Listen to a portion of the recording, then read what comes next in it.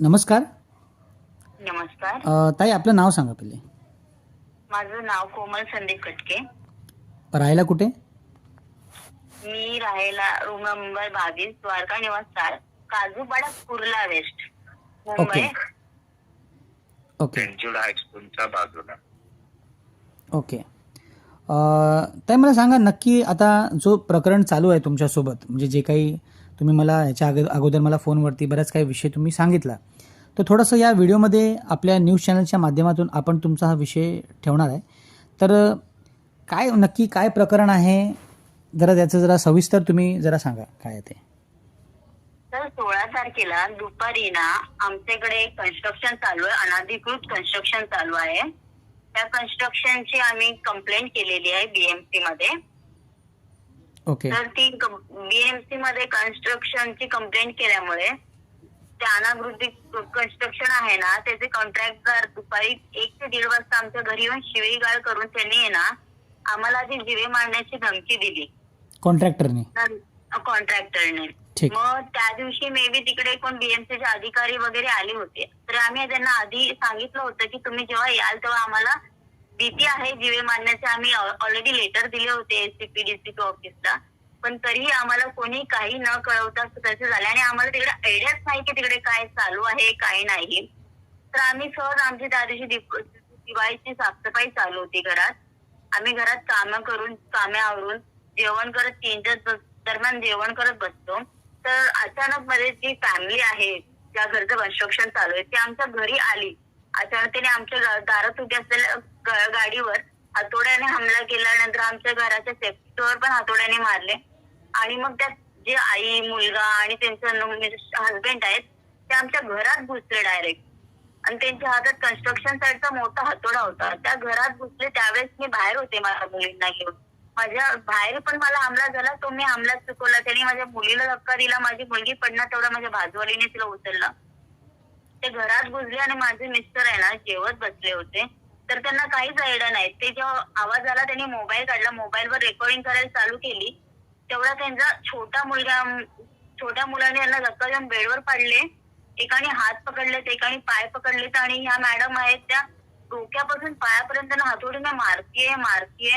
आणि थोड्या मी पण जशी आत एंटर केला तसं मी गेली त्यांना वाचवायला. तर त्यांचा मुलगा होता इसको भी पकडो, इसका भी नखरा उतार, ते करून तेही माझ्या अंगावर सटकले. त्यांनी माझ्या अंगावर वार केला हातोडीने. माझ्या नवऱ्यांचा गळा दाबत होता त्यांचा नवरा. एवढं मला आहे ना ते बघून असं वाटलं की एक क्षणाला आता माझं त्यांचे डोळे वागळे होत होते. असं वाटलं की आता हे जात आहेत. म्हणून मी पटकन कसं बसं मला सोडवलं आणि गेली. मी तिकडे मी बघितलं होतं की तिकडे 4-5 कन्स्ट्रक्शन साईडवर एमएसएफ पोलीस होते. म्हणून मी त्यांना पळत धावत त्यांना बोलवण्यासाठी गेली. पण तोपर्यंत येजेपर्यंत आहे ना मी आमच्या बाजूवाल्यांना पण आवाज देऊन गेला. मग त्या लोकांनी हे करून तोपर्यंत मी पोलिसांना जसे बोलवायला गेले कळताच त्या लोकांनी सगळं मारून वगैरे करून निघाले जायला. जाताना त्याने ना आमच्या बेडवर पडलेला मोबाईल आमच्या डोळ्यात देखत उचलून नेला. ठीक आहे. अच्छा, जो हातोड्याने मारला तुमच्या म्हणजे नवऱ्याला, ते म्हणजे कुठे कुठे मारला? तर त्यांनी अशी एकही जागा सोडली नाही. ते डोक्यापासून पायापर्यंत ही मारली आहे. डोक्याला पण मारलं? स्टॅपिंग? हो, नमस्कार दादा. हा नमस्कार. मी कोमलचा हसबंड बोलतोय, संदीप कटके. ओके.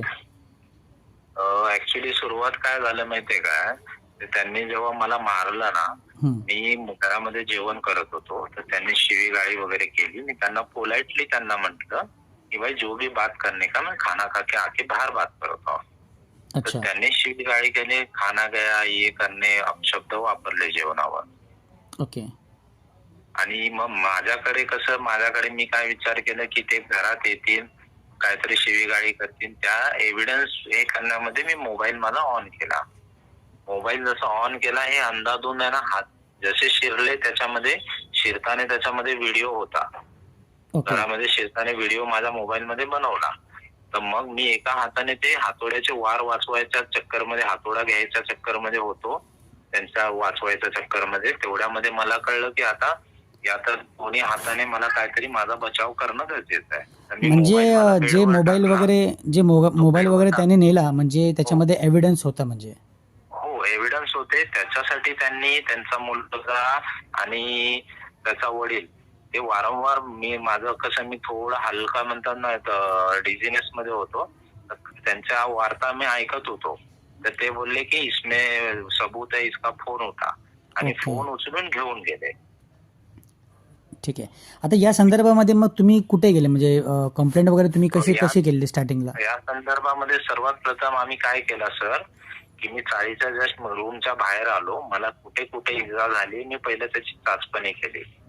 मग ओके. ते केल्यानंतर मी माझ्या वाईफला सांगितलं की 103 वर फोन कर. तर 103 वर फोन वगैरे तिने मे बी डायल करताना थोडा मिसमॅच झाला असेल. मग मी तिला सांगितलं की 100 वर फोन कर.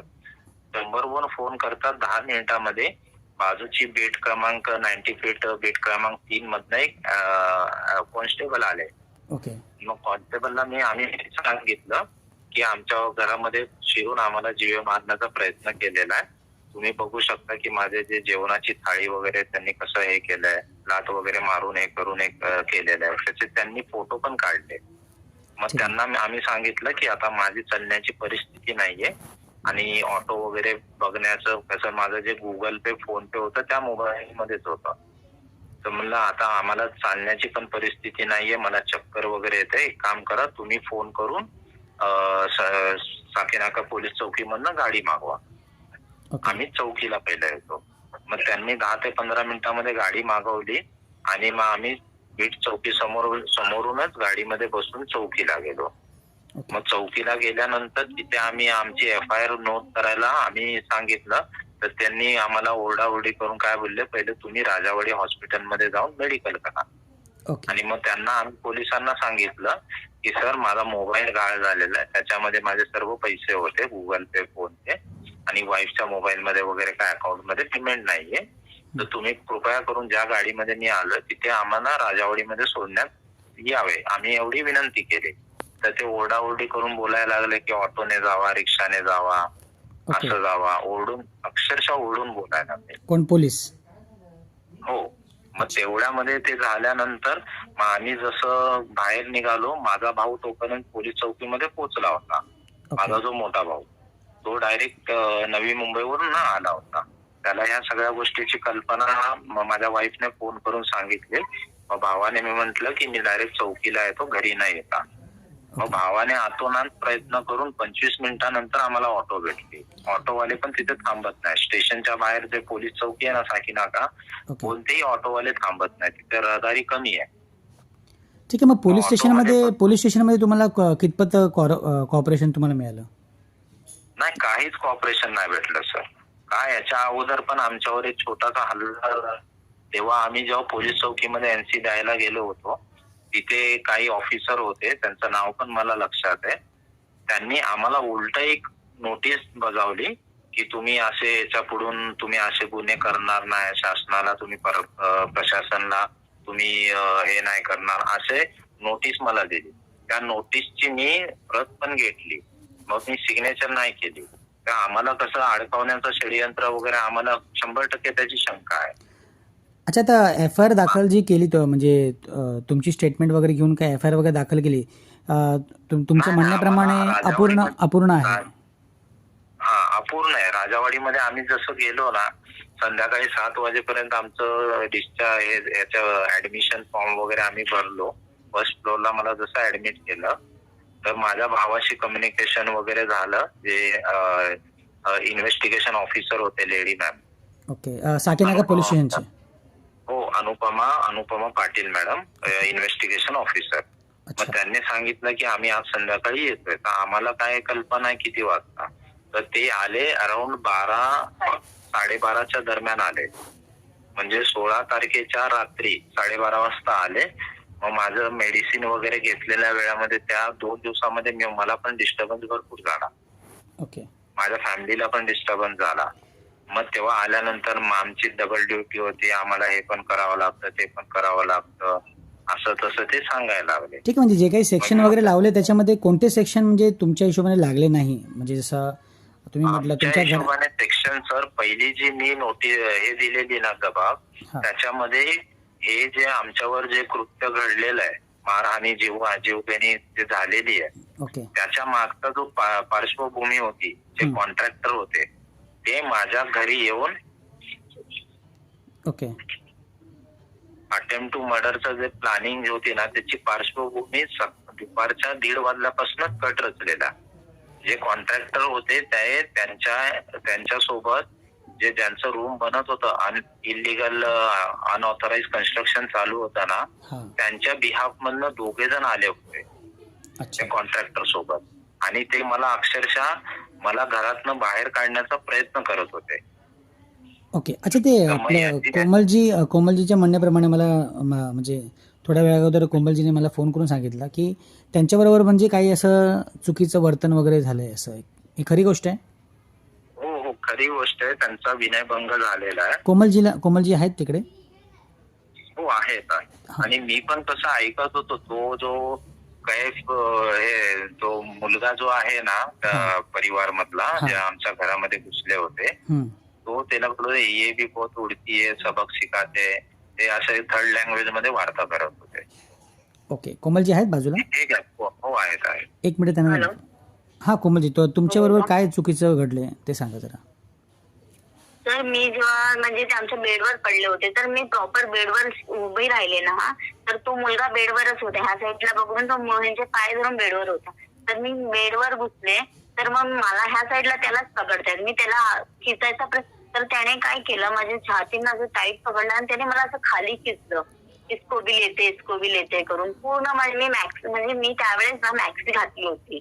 ओके. लूज असते ती. ते पूर्ण त्याने मला छातीला असं ओढलं. मग मी त्याने ओढलं. मग मी त्याचे दोन्ही हात पकडले. मग मी त्याला अशी ढकलत होती तेवढ्यात त्याची चेन माझ्या गळ्यात आली. चांदीची चेन होती त्याच्या गळ्यात, ती माझ्या हातात आली. मग लगेच माझं लक्ष माझ्या मिस्टरांकडे गेलं. मग मी त्यांना बघितलं की त्यांचे डोळे ऑलरेडी वाकडे होत आहेत. मग मला एकदमच कसं तरी मी खूप प्रेशरने त्याला ढकललं आणि मग मी बाहेर पळाले पोलिसांना बोलवायला. ओके. म्हणजे थोडक्यात पण असं जी समोरची जे आरोपी आहेत त्यांनी पण तुमच्यावरती एक केस दाखल केली आहे की म्हणजे त्यांचं असं म्हणणं आहे की म्हणजे ते तिकडे आलेच नव्हते आणि त्यांनी तुमच्या भावाचं वगैरे पण नाव टाकलं आहे त्याच्यामध्ये. तर हे कितपत, ह्याच्याबद्दल थोडं सांगा. म्हणजे काय नक्की, जसं भीमा कटके तुमचा भाऊ आहे, संदीपजींचा भाऊ आहे, तर त्याचं पण नाव टाकलंय, संदीपजींचं पण नाव टाकलंय. हो. त्याच्यासाठी काय माहितीये का, म्हणून जेव्हा अनुपमा मॅडम आलेला मी जे आमच्यावर इन्सिडेंट झाला त्याच्या अगोदरचा जो पार्श्वभूमी आहे त्याच्यामध्ये भीमा कटकेचा उल्लेख आहे. ओके. जेव्हा जे कॉन्ट्रॅक्टर शिवीगाळी करत होते तेव्हा मी माझ्या मोठ्या भावांशीच बोलत होतो की मोठ्या भावाने मला काय सांगितलं की तू तुझ्या कामाकडे लक्ष दे आणि त्यांच्याशी वाद वगैरे घालू नकोस, तू तुझ्या कामाकडे लक्ष दे, मी येतोय. पण ते माराणीमध्ये तो भीमा कटके होते का आणि तुम्ही होते का? नाही ना, तेच. ओके. त्यांना फोन केलेला ते तिथे पनवेलला होते. पनवेलला कुठे होते? आमचं तिथे पनवेलला महालक्ष्मी नगर नेरे, म्हणजे पनवेल स्टेशन पासून, न्यू पनवेल स्टेशन पासून कमीत कमी 6.5 ते 7 किलोमीटर अंतरावर. मग तिकडे सीसीटीव्ही मध्ये, तिकडच्या सीसीटीव्ही मध्ये आले असतील ना ते? हो, आहे ना. त्यांचे जे सोसायटीचे सीसीटीव्ही आहे त्यांनी पर्सनली इन्व्हेस्टिगेशन केली. इव्हन त्यांनी पर्सनली जेव्हा मी त्यांना फोन वगैरे केलेला, सगळ्या गोष्टी घडल्या होत्या तेव्हा ते त्यांच्या कामानिमित्ताने पण नेरुळला होते. जेव्हा मला मारहाण झाली ना, सर्व गोष्टी झाल्या, ते आम्ही त्यांना कळवलं तेव्हा ते बँकेमध्ये होते. युनियन बँक जे नेरूळ स्टेशनच्या बेसमेंट मध्ये जे बँक आहे तिथे ते होते आणि ते प्राईम कस्टमर आहेत सुरुवातीपासून. मग तुम्ही पोलिसांना सांगितलं का हे स्पॉटला नव्हते आणि तुम्ही याची शहानिशा करा, सीसीटीव्ही फुटेज चेक करा, तुम्ही असं रिक्वेस्ट केली की नाही पोलिसांना? आम्ही सर्व सांगितलं सर. ते काल संध्याकाळी आहे ना आम्ही 90 फीट बीट क्रमांक 3 मध्ये गेलो होतो. जे आमच्यावर जो क्रॉस FIR झाली आहे त्याचे इन्व्हेस्टिगेशन ऑफिसर जे आहेत वाखारे, ते वारंवार माझ्या भावाला फोन करून बोलवत होते. ते आले पण. आम्ही तिघे, आमची पूर्ण फॅमिली, माझा भाऊ, मी आणि माझी वाईफ, आम्ही बसलो पण. आम्हाला त्यांनी नोटीस पण दिली. मला एक नोटीस दिली की वारंवार तुम्ही असं घटना करू नका, नाही तर तुमच्यावर आहे. आणि तिथे ते पोलीसवाले पण आम्हाला बोलत होते की आता तुम्ही त्या स्पॉटला जाऊ नका. नाही, ठीक आहे. पण म्हणजे ही जी तक्रार ज्याने दाखल केली आरोपींनी, म्हणजे ही खोटी आहे? हो, 100% खोटी आहे सर. ठीक आहे. माझ्याकडे त्याचे पुरावे काय आहेत की जेव्हापासून जे आम्ही साफसफाई करत होतो, मी फक्त माझ्या वॉशरूम पण माझ्या घराला लागूनच आहे. वॉशरूम करून मी जेव्हा साफसफाई करायला सुरुवात केली आम्ही, त्याच्यानंतर मी बाहेर पाऊल पण नाही टाकलाय. जेव्हा माझ्यासोबत इन्सिडेंट झाला 3-3:15च्या दरम्यान, त्याच्यानंतर मी घराच्या बाहेर निघालो. ओके. अच्छा, तुम्ही पत्रव्यवहार वगैरे पण केलाय, म्हणजे मला तुम्ही काही वेळा अगोदर मला तुम्ही सांगितलेलं की तुम्ही पंतप्रधान कार्यालयानं पण एक पत्र दिलंय, तर त्याच्यामध्ये तुम्ही काय हो, उल्लेख सर. केलाय? त्याच्यामध्ये काय उल्लेख केलाय केसबद्दल? आम्ही उल्लेख हाच केलाय सर की आम्हाला आहे ना जीवे मारण्याचा कट रचण्यात येत आहे. याच्यामध्ये आमचे घरचे किंवा घरच्यांनी बाहेरच्यांना लावून काही कट रचत आहेत अशी आम्हाला शंका आहे. याच्यावर तुम्ही त्वरित कार्यवाही करावी. आणि आमच्या चाळीमध्ये पण काही डेमोग्राफिक चेंजेस झालेले आहेत. ओके. आणि ते केस संदर्भात तुम्ही ते सांगितलेलं मला अगोदर, कशाबद्दल सर? जी केस आता अनुपमा मॅडमकडे आहे, तुम्ही त्याच्या लेटरमध्ये असं लिहिलंय की ती केस दुसऱ्या कुठल्या तरी क्राईम ब्रांचला देण्यात यावं, असं तुम्ही त्या लेटरमध्ये हो, विनंती सर. केली आहे. हो सर, हे आम्ही का लिहिलेलं आहे की आम्ही जेव्हा परत दुसऱ्या ऑफिसरकडे केस जाते ते आम्हाला वारंवार प्रश्न विचारतायत की तुमच्यावर हल्ला अगर 16 तारखेला झाला तर तुमची FIR 18 तारखेला तुम्ही का नोंद केली? ओके. तर आम्हाला प्रश्न पडतोय, एकच पोलीस प्रशासनाचे 2 ऑफिसर, एकाने उशीर केला आणि ते दुसरे ऑफिसर आम्हाला विचारतात उशीर का झाला? ओके. हे प्रश्नाचं आम्हाला व्हॅलिडेशन समजत नाहीये की म्हणजे तुम्हाला असं वाटतंय का काही अधिकारी त्या आरोपीला मिळून आहेत म्हणून, असं तुम्हाला शंका आहे का? हो आहे, शंका आहे सर. जेव्हा आमचा पहिला जबाब घेण्यात आला होता तर ते आले होते ऑफिसर आणि राजावाडी हॉस्पिटलच्या बाहेर ज्यांनी कट रचलेला आहे, जो कॉन्ट्रॅक्टर होता तो तिथे उपस्थित होता आणि त्यांची मुलं पण उपस्थित होते ज्यांनी आमच्यावर हल्ला केलाय. ओके. कारण मी तुमचं पत्र वाचलं, त्या पत्रामध्ये तुम्ही असं पण केलंय, उल्लेख केलाय की सगळं पोलिसांनी टॉवर लोकेशन वगैरे व्हेरीफाय करा, असं काही आहे ना? हो करावं. आमच्यावर अगर क्रॉस FIR झाली आहे सर, आम्ही स्वतःहून कॉपरेट करायला तयार आहोत की माझा मोठा भाऊ भीमा लक्ष्मण कटके हा कुठे होता, कुठून कसा प्रवास केला, तो कुठे होता, त्याचे टॉवर लोकेशन, त्याचं मोबाईल लोकेशन सगळं करावं. ते करून मग आमच्यावर काय कार्यवाही करायचं ते करावं. आम्ही शासनाला पूर्ण हे करायला तयार आहोत. ठीक आहे. आम्ही सगळं व्यवस्थित सपोर्ट करायला तयार आहोत. ओके. आता हा तुमचा हा प्रश्न, हो बोला. इव्हन आम्हाला ही पण शंका आहे की ज्यांनी आमच्यामध्ये घरामध्ये घुसून आमच्यावर जीवे मारण्याचा प्रयत्न केलेला आहे ते याच्या अगोदर पण काही पोलीस प्रशासनाचे त्यांचे रेकॉर्ड असतील, ते क्रिमिनल ऍक्टिव्हिटी मध्ये वगैरे इन्व्हॉल्व आहेत. आम्हाला याची पण शंका आहे. तुम्ही याच्यावर काय RTI वगैरे फाईल केलाय का? नाही, आता आम्ही ते करतोय सर. आम्ही RTI वगैरे टाकलाय. काय उत्तर वगैरे आले तुम्हाला पोलीस प्रशासनाकडनं? पोलीस प्रशासनाकडनं काय उत्तर वगैरे आले त्यांच्या गुन्हेगारीबद्दल? नाही, ते RTI वगैरे आम्ही जस्ट रिसेंटली केलाय. अच्छा. आज मध्येच केलेला आहे. तर त्याला किती विलंब लागतो काय त्या हिशोबाने माहिती पडेल. ठीक आहे. आता तुमचं हे पूर्ण आपण एक टेलिफोनिक इंटरव्ह्यू, एक छोटासा इंटरव्ह्यू घेतलेला आपण, आणि तुमचा हा विषय आम्ही राज्य सरकार, पोलीस प्रशासन आणि केंद्र सरकारनं पण आपण हे पाठवणार आहे. तर आपण पोलीस प्रशासनाकडे या व्हिडिओच्या माध्यमातून विनंती करूया की तुमची जी केस आहे ती साकीनाका पोलीस स्टेशनमधून काढून कुठल्या तरी एका राज्य शासनाने एक SIT किंवा एक समिती स्थापन करून तुमच्या केसची पुन्हा रिइन्व्हेस्टिगेशन करण्यात यावी. त्याचबरोबर तुमच्यावर जी काही क्रॉस FIR केली, म्हणजे तुमच्या म्हणण्याप्रमाणे जी खोटी FIR केली आहे त्याचं टॉवर लोकेशन, त्याच्यानंतर CCTV फुटेज, म्हणजे त्यावेळेला जेव्हा त्या महिलांनी तक्रार केली तुमची त्यावेळेला तुम्ही कुठे होते, भीमा कटके कुठे होते, याची पूर्ण शहानिशा व्यवस्थित करूनच मग हे ॲक्च्युली पोलिसांनी दाखल केली पाहिजे होती, पण त्यांनी दाखल केली आहे. तरी ठीक आहे. आता हा विषय आता राज्य शासनाकडेच आपण देऊया आणि हा व्हिडिओ आपण त्यांच्यापर्यंत पोचवूया आणि पुढचा आपण इंटरव्ह्यू थोड्या दिवसांनी परत घेऊ. मला तुम्ही थोडंसं फॉलोअप घ्या आणि मला कॉल करा आणि नक्की तुम्ही तुमचं स्टेटस, पोलिसांनी तुम्हाला कितपत कॉपरेट केलं आहे त्याबद्दल आम्हाला माहिती द्या. नक्की सर, नक्की कळूया. आम्हाला प्रशासनावर पूर्ण विश्वास आहे की आम्हाला न्याय मिळेल आणि त्याच्यासाठी काही तुमच्यासारखे जे व्यक्ती आहेत, आमचं आमची जे गोष्टी शासनापर्यंत पोहोचवत आहेत तुमचे फार फार धन्यवाद सर. थँक्यू. ओके.